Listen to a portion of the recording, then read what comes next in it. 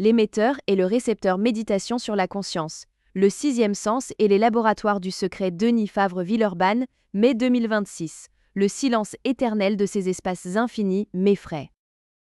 Blaise Pascal, Pensée I. L'homme qui tombe, il est une image qui, à elle seule, contient tout ce que je voudrais dire.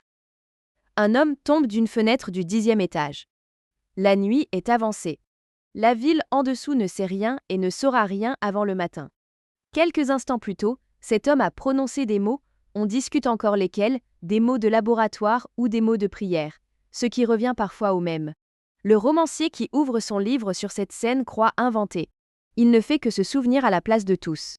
Car l'homme qui tombe porte un nom. Il s'appelait Frank Olson, il servait l'armée américaine comme biochimiste et il est mort en novembre 1953, quelques jours après qu'un agent de son propre gouvernement eut versé du diéthylamide de l'acide lysergique dans son verre, sans le lui dire. Pendant des décennies, on a tenu le mot suicide pour quitte de l'affaire. La famille a fini par faire rouvrir la tombe. Le doute est resté.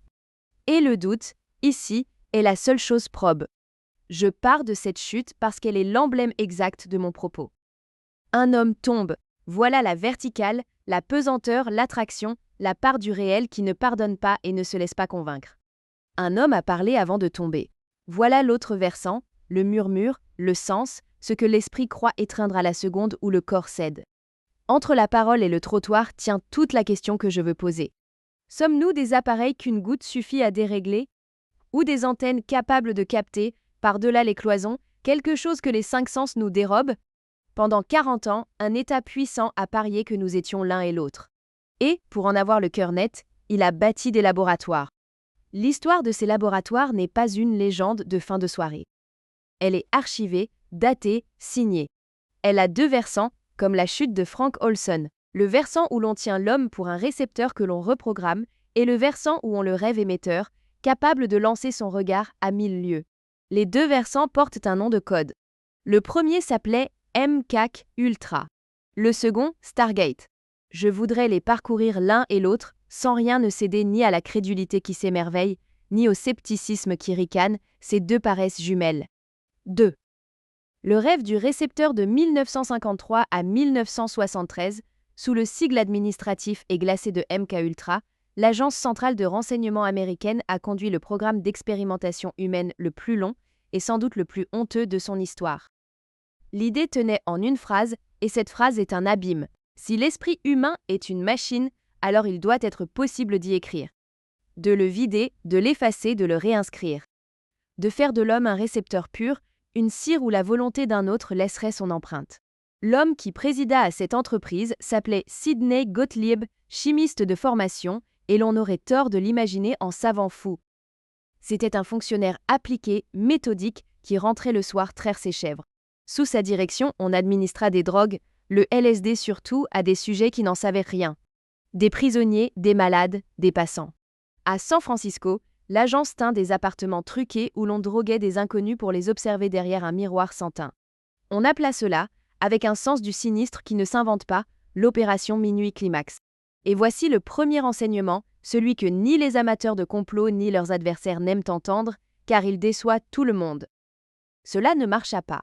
Au terme de 20 années, Gottlieb lui-même conclut que le contrôle de l'esprit n'était pas possible. La cire se refusait à l'empreinte. L'homme récepteur était une chimère, non par grandeur de l'homme, mais parce que la conscience, déréglée, ne se laisse pas pour autant gouverner. On peut la briser, on ne peut pas la diriger. Restait l'ironie, et elle est immense.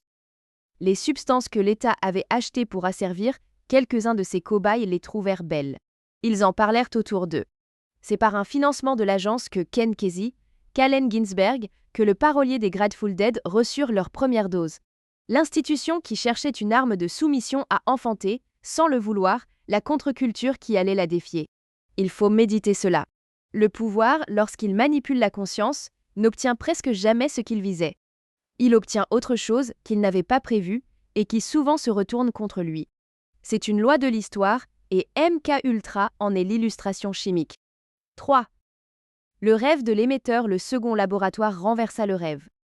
Là où MK Ultra voulait écrire dans l'homme, le programme né au milieu des années 1970 et que l'on finit par nommer Stargate voulut le faire émettre. On ne cherchait plus à reprogrammer le récepteur. On cherchait à savoir s'il pouvait, lui, projeter son regard, voir, par les seules forces de l'esprit, un site militaire soviétique, une coordonnée sur une carte, un lieu qu'il n'avait jamais vu. On appela cette faculté supposée la vision à distance. Pendant près de 20 ans, à Fort Meade, avec l'argent du contribuable, une vingtaine de millions de dollars, des hommes s'assirent dans des pièces nues et tentèrent de décrire l'invisible.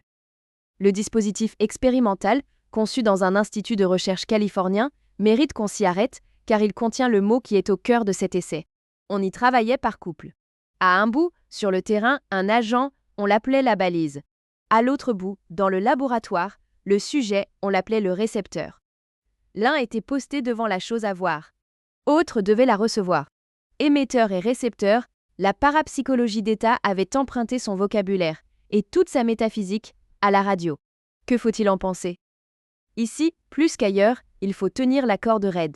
Quand, en 1995, l'agence confia le bilan du programme à un institut indépendant, les deux experts désignés se séparèrent sur la conclusion même. La statisticienne Jessica Hutz soutint qu'un effet réel, statistiquement significatif, se laissait lire dans les données. Certains sujets dépassaient le hasard de 5 à 15%. Le psychologue Ray Eman répondit que cette conclusion était prématurée, faute d'avoir jamais été répliquée de façon indépendante. Deux savants, les mêmes chiffres, deux verdicts. Voilà l'état réel de la question, non pas tranchée, mais suspendue. Et pourtant, un fait demeure, que les partisans escamotent. En 20 ans, aucune de ces visions n'a jamais fourni un renseignement exploitable. Aucune opération ne s'est appuyée sur elle. Le cas le plus célèbre, un sujet décrivant avec une précision troublante un site soviétique, s'est révélé, comme tant d'autres, perméable aux fuites. L'expérimentateur, sans le vouloir, soufflait. Quand on supprima ces indices involontaires, les résultats s'effondrèrent. Il reste, dans les meilleures données, un résidu statistique que nul n'a proprement expliqué ni proprement enterré. Ce résidu n'est pas un miracle. Ce n'est pas non plus rien. C'est une question mal close, et l'honnêteté consiste à la laisser ouverte plutôt qu'à la fermer des deux mains. 4. La séduction de la métaphore, j'en viens à la formule, parce qu'elle est belle, et que les belles formules sont dangereuses. Nous sommes à la fois émetteurs et récepteurs. Elle enchante l'esprit. Elle semble dire une vérité profonde sur notre nature. Mais avant de la recevoir, il faut l'examiner, car une métaphore n'est jamais innocente, et celle-ci, comme toutes, transporte en contrebande une conclusion. D'où vient-elle? De la radio, de la télégraphie, de cette cybernétique née au milieu du siècle dernier, qui apprit à penser le vivant comme un jeu de signaux. Dire que le cerveau est un récepteur, c'est déjà supposer qu'il existe une émission à recevoir. Le mot contient sa propre preuve. Il a tranché la question avant qu'on l'ait posée. C'est le vice de toutes les grandes images. Elles ne décrivent pas le monde, elles nous imposent une manière de le voir, et nous prenons cette manière pour le monde lui-même. La métaphore a pourtant une noblesse et une ascendance. Bergson, déjà, voyait dans le cerveau non pas l'organe qui produit la pensée, mais l'organe qui la limite, un instrument d'attention à la vie qui retranche du réel tout ce qui ne sert pas à l'action. Aldous Huxley, après lui, parla d'une valve réductrice. Nos sens et notre cerveau ne seraient pas des fenêtres ouvertes, mais des volets, et l'esprit, soulagé un instant de ce filtre, baignerait dans un océan de perceptions qu'à l'ordinaire il refoule. Voilà l'idée que le roman dont nous sommes partis met en scène, et voilà ce que la formule émetteur et récepteur vient couronner. Je ne la rejette pas. Je dis seulement ceci, c'est une hypothèse, vieille d'un siècle et qu'aucune expérience n'a jamais pu mettre à l'épreuve. Elle est de celles qu'on ne peut ni prouver ni réfuter, et qui pour cette raison ne relèvent pas de la science mais de la métaphysique, c'est-à-dire du choix. Le moraliste, devant une telle idée, ne dit pas « c'est faux ». Il dit « prends garde à ce que tu aimes en elle ». Car ce que nous aimons dans l'idée que nous serions des antennes du cosmos, c'est peut-être moins une vérité qu'une consolation, celle de n'être pas seul et de communiquer avec plus grand que nous. Ce que la science permet, ce qu'elle interdit, soyons donc précis sur ce que l'on sait, car la rigueur est ici la forme la plus haute du respect. La science contemporaine de la conscience a établi des choses solides, vérifiables, répliquées, et il ne faut pas les réfuter sans preuves robustes. On sait que les psychédéliques, le LSD, la psilocybine, désorganisent d'un certain réseau cérébral, celui que l'on nomme le réseau du mode par défaut, et qui paraît être l'armature du moi, du soi narratif, de cette voix intérieure qui se raconte sans cesse sa propre histoire. Quand ce réseau se relâche, le sentiment d'être un moi séparé se dissout, c'est la fameuse dissolution de l'ego. On sait aussi que d'autres régions, d'ordinaire cloisonnées, se mettent alors à dialoguer, comme si le cerveau, débarrassé de son contremaître, laissait ses ouvriers se parler enfin. Tout cela est mesuré. Tout cela est réel. Mais voici la frontière, et c'est elle qui importe. Que le narrateur intérieur se taise ne prouve en rien que ce qui apparaît dans son silence soit vrai. Léver le filtre, ce n'est pas nécessairement ouvrir une fenêtre. C'est peut-être tout aussi bien congédier le correcteur. L'homme qui retire ses lunettes ne voit pas mieux le monde. Il le voit autrement et plus flou.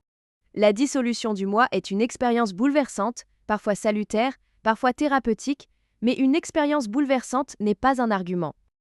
La force d'une vision n'a jamais été la preuve de sa vérité. Si elle l'était, la fièvre serait une école de sagesse. Voilà ce que la science permet de dire. Que la conscience ordinaire est un montage, un filtrage, une construction, et que ce montage peut se défaire. Et voilà ce qu'elle interdit de dire. Que sous le montage se cache un message, et que le défaire revient à le lire. Entre ces deux propositions, il y a tout l'espace du roman, de la croyance, du désir. Le moraliste n'habite pas cet espace. Il en dessine les bords. 6. Émetteur et récepteur, ou la condition morale. Et si pourtant la formule était vraie? Si nous étions réellement à la fois émetteurs et récepteurs, mais pas du tout au sens où la parapsychologie d'État l'entendait, voici ma conviction, et c'est elle qui donne son sens à tout ce qui précède. Nous émettons sans cesse. Non par quelque organe occulte logé derrière le front, mais par le visage, par le geste, par le ton, par le style, par cette rumeur continue que tout homme dégage de soi et que les autres lisent sans même y penser. Et nous recevons sans cesse. Nous déchiffrons autrui à chaque instant, sa lassitude sous sa politesse, son mensonge sous son aplomb, sa peur sous sa colère. La Bruyère a passé sa vie à décrire ce trafic invisible et permanent. Tocqueville a montré qu'une société entière s'y règle, que les hommes s'imitent et s'épient et se transmettent leur passion comme une contagion douce. Le sixième sens existe, mais il n'a rien de magique. C'est la lecture d'autrui, et il est si commun que nous avons cessé de le voir. L'erreur des laboratoires du secret, et c'est leur leçon la plus profonde, fut de chercher un canal caché en négligeant le canal évident. On rêvait de capter une coordonnée soviétique à 1000 lieues, et l'on ne savait pas lire le désespoir d'un homme assis en face de soi, à qui l'on venait de verser un poison.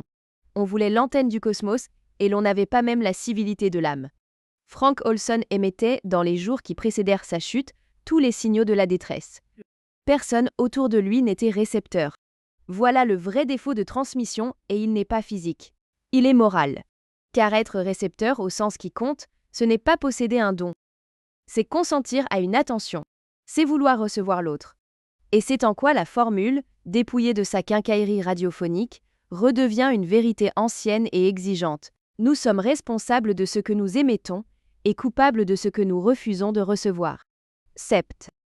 Le bâtiment partagé, il me reste à fermer le cercle et à revenir à l'homme qui tombe. Ce qu'il faut retenir des laboratoires du secret n'est ni le frisson du complot, ni le haussement d'épaule du savant pressé. C'est ceci, plus dérangeant que l'un et l'autre. Le rêve du sixième sens et la pratique de la torture sont sortis du même bâtiment, furent signés des mêmes mains, financés du même budget. L'aspiration la plus haute, percer le voile, élargir la perception, toucher au divin que l'on dit loger en nous, à cohabiter, dans les mêmes couloirs, avec l'abjection la plus plate. Le verre qu'on empoisonne, l'inconnu qu'on observe derrière la glace, le détenu qu'on dénombre comme une donnée. Ce voisinage n'est pas un accident.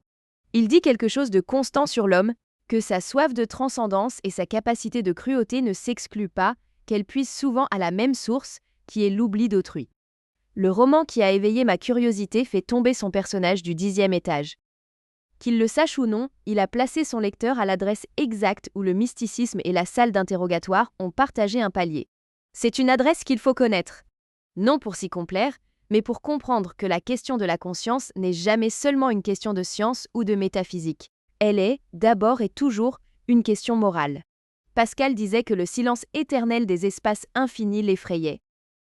Je crois qu'il y a un silence plus effrayant encore, et plus proche. Celui qui s'installe entre deux hommes dont l'un a cessé d'écouter l'autre. Nous avons rêvé d'être les antennes de l'univers. Nous ferions mieux, d'abord, d'apprendre à nous recevoir les uns les autres. Le seul sixième sens dont nous disposions à coup sûr, c'est celui-là. Et il ne demande aucun laboratoire, seulement une attention que rien ne dispense de donner. 8. La fente, le voile et les deux principes. On m'objectera qu'il existe pourtant une science dure, la plus dure de toutes, la physique, qui semble donner raison aux mystiques.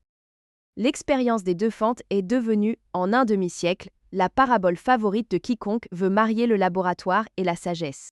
On connaît le récit, une particule envoyée vers deux fentes se comporte comme une onde, dessinant des franges d'interférence, tant qu'on ne l'observe pas. Qu'un détecteur se mette à regarder par où elle passe, et l'onde se rétracte, la particule choisit un chemin, les franges s'effacent. L'observation, dit-on alors, crée le réel. La conscience touche le monde et le fait advenir. De là, le pas est vite franchi. Nous serions les co-auteurs de l'univers, et le sixième sens ne serait que notre part dans cette création continuée. Il faut résister à ce pas, et y résister d'autant plus fermement qu'il est délicieux. Car le mot observation, en physique, ne désigne pas un esprit qui contemple. Il désigne une interaction physique, un appareil qui prélève de l'information, et qui le ferait identiquement si nul regard humain ne s'y posait jamais. La fente ne prouve pas que la conscience façonne la matière. Elle prouve que mesurer, c'est déjà perturber, et que le réel, à son grain le plus fin, refuse d'être à la fois situé et ondoyant. C'est une leçon d'humilité sur les limites de la connaissance, non un brevet de magie. Confondre les deux, c'est prendre une métaphore pour une équation, exactement le vice que je dénonçais à propos de l'émetteur et du récepteur. Et pourtant, il reste, dans ce refus du réel de se laisser enfermer dans un seul terme, quelque chose qui fait songer. La pensée chinoise, taoïste d'origine, avant d'irriguer le bouddhisme qui l'a recueilli, avait nommé cela bien avant nos laboratoires. Le yin et le yang, non pas deux substances ennemies, mais deux faces d'un même mouvement, dont chacune porte en son cœur le germe de l'autre, et dont aucune ne subsiste seule. La particule qui est onde et corpuscule, l'observateur qui modifie ce qu'il regarde, le moi qui se dissout pour que le monde apparaisse. Ces couples ne se laissent pas dénouer. Mais entendons bien ce que cette convergence autorise et ce qu'elle interdit. Elle n'autorise pas à dire que les sages avaient déjà tout trouvé. Les anciens Chinois ne calculaient pas d'interférence, et la physique ne médite pas sur le Tao. Elle autorise seulement ceci, qui est plus modeste et plus durable. Devant le réel ultime, deux grandes traditions humaines, séparées par 2000 ans et par un continent, ont buté sur la même paroi et ont compris qu'il fallait penser par couple ce qu'on voudrait penser par unité. Ce n'est pas une preuve, c'est une consonance. Et le moraliste qui se méfie des preuves trop belles sait qu'une consonance parfois instruit davantage, pourvu qu'on ne la prenne jamais pour une démonstration. 9. Ce que la machine nous obligera à penser, qu'on ne se hâte pas, pour autant, de congédier les notions spirituelles comme de vieilles lunes. Le matérialisme intégral, celui qui tient la conscience pour une simple écume de la matière, un sous-produit sans mystère, a longtemps régné parce qu'il était commode et qu'il avait l'allure du sérieux. Mais il bute, et il butera de plus en plus, sur un paradoxe qu'aucune de ces équations ne dissout. On peut décrire entièrement le cerveau, cartographier chaque influx, chaque cascade chimique, et n'avoir toujours rien dit de ce que cela fait d'être ce cerveau, de la saveur intime d'exister, de ce point de vue en première personne qui ne figure sur aucun relevé. Entre la description de la chose et l'épreuve de la chose, il demeure un abîme que le matérialisme nomme problème difficile, faute de pouvoir le combler. Nommer un gouffre n'est pas le franchir. Or voici que ce gouffre va se peupler. Dans les années qui viennent, et non dans quelque avenir confortablement lointain, des découvertes en matière de vie artificielle et de cognition des machines vont surgir, dont certaines seront stupéfiantes au sens propre. Elles frapperont de stupeur. Nous verrons des systèmes raisonnés, créés, se reprendre, paraître hésiter. Et nous ne saurons pas dire si quelque chose, là-dedans, ressent, ni même quels critères nous autoriseraient à trancher. Ce ne sera pas seulement un défi technique, ce sera une épreuve métaphysique. Car la machine ne nous demandera pas si elle est consciente. Elle nous demandera, par sa seule présence énigmatique, ce que nous entendions au juste par ce mot, et nous découvrirons que nous ne le savions pas. Toute civilisation finit par se cogner à un objet qui lui renvoie sa propre question sans réponse. Le nôtre aura un clavier. Voilà pourquoi le matérialiste pur devra évoluer, non vers la crédulité, non vers le retour des vieilles idoles, mais vers une honnêteté plus rude. Celle d'admettre que sa carte n'épuise pas le territoire, et que la conscience reste, au seuil du laboratoire le plus avancé, ce qui résiste. Les traditions spirituelles ne sont pas une réponse à cette énigme, gardons-nous de cette facilité. Mais elles sont la mémoire millénaire de l'énigme elle-même. Elles ont tenu vivante, à travers les siècles, l'intuition que l'intériorité n'est pas un détail négligeable du réel, mais peut-être son fait le plus central. La science qui vient ne les confirmera pas. Elle fera mieux, et de plus inattendu, elle les rendra de nouveau pensables. Et l'homme qui, au premier mouvement de cet essai, tombait du 10e étage en murmurant des mots de mystique, cessera peut-être alors d'être une curiosité d'archive. il redeviendra ce qu'il n'aurait jamais dû cesser d'être. Une question posée à chacun de nous et que nul appareil ne répondra à notre place. 10,